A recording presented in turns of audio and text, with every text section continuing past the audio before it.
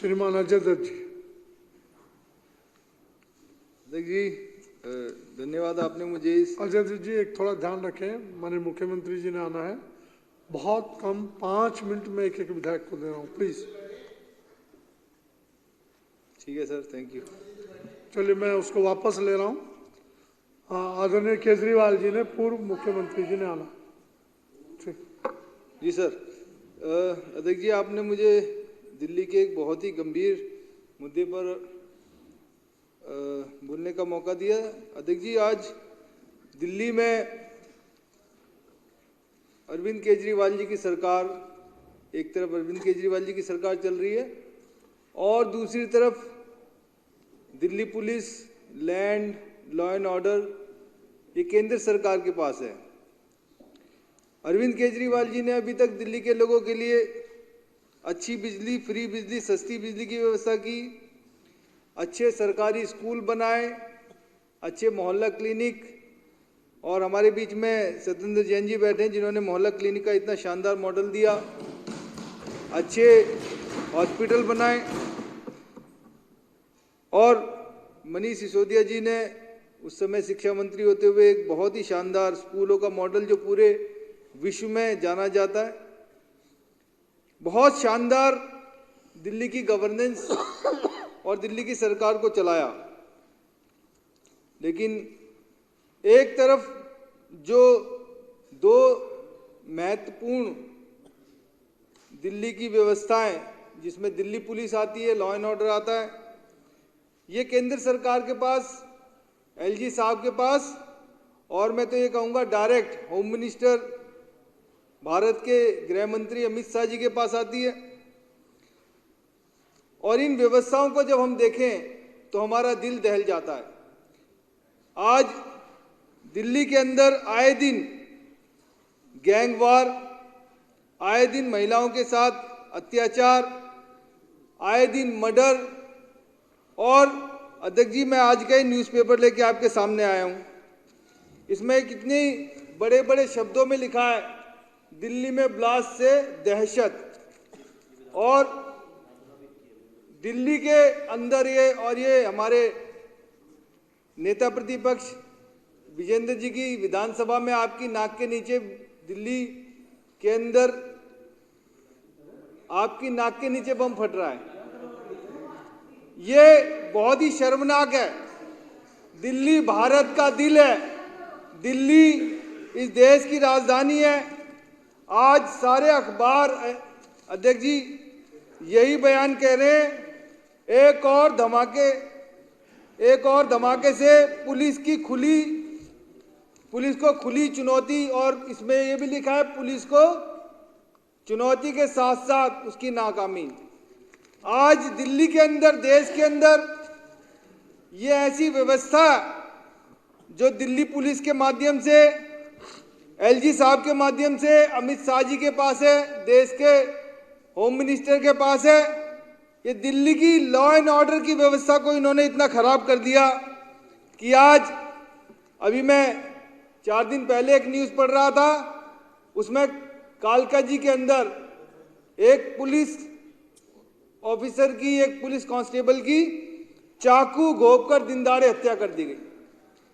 ऐसे तमाम किस्से रोज हम सुन रहे हैं।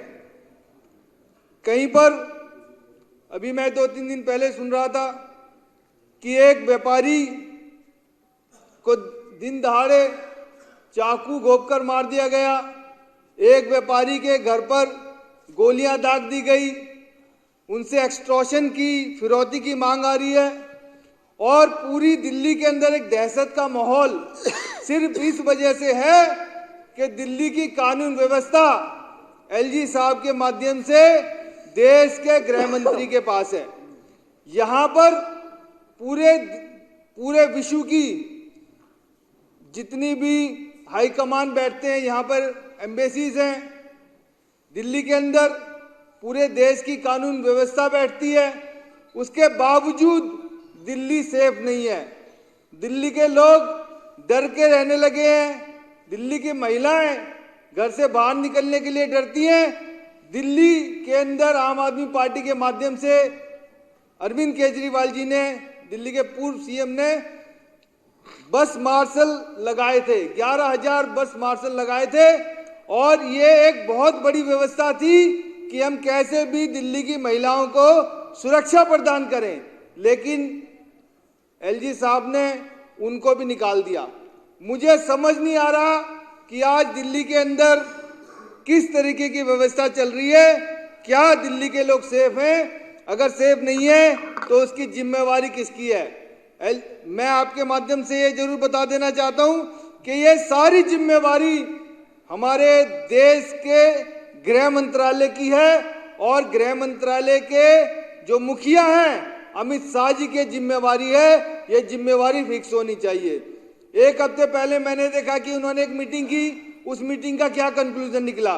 कोई कंक्लूजन नहीं निकला और उसके बाद और ज्यादा धमाके बढ़ गए, उसके बाद और ज्यादा इस तरीके की गैंगवार बढ़ गई, उसके बाद और ज्यादा महिलाओं के साथ अत्याचार शुरू हो गए, इसके बाद और ज्यादा चाकूबाजी, गोलीबाजी, ये सब शुरू हो गया। तो दिल्ली आज दहल रही है। इनकी जवाबदेही, बीजेपी की जवाबदेही फिक्स होनी चाहिए।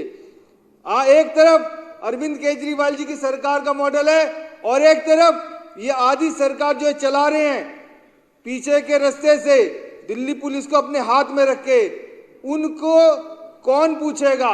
हम आज रोड पे जब निकलते हैं, क्योंकि चुने हुए लोग हैं, दिल्ली के लोग पूछते हैं। अभी कुछ दिन पहले एक लड़की गायब हो गई, उसका आज तक 15 दिन से कोई पता नहीं है।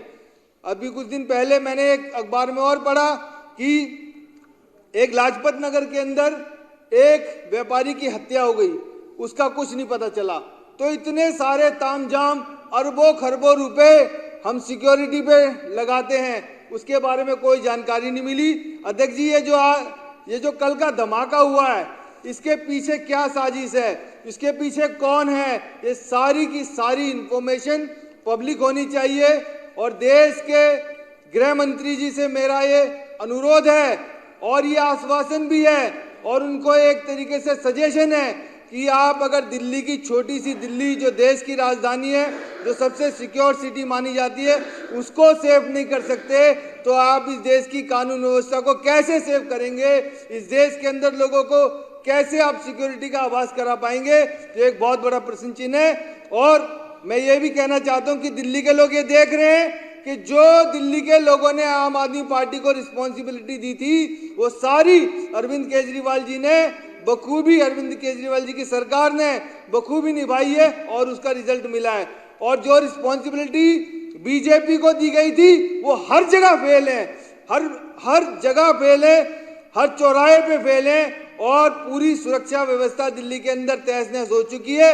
ये एक बहुत बड़ा शर्म का विषय है। अध्यक्ष जी, आपने मुझे इस गंभीर विषय पर बोलने का मौका दिया, आपका बहुत बहुत धन्यवाद। जय हिंद, जय भारत।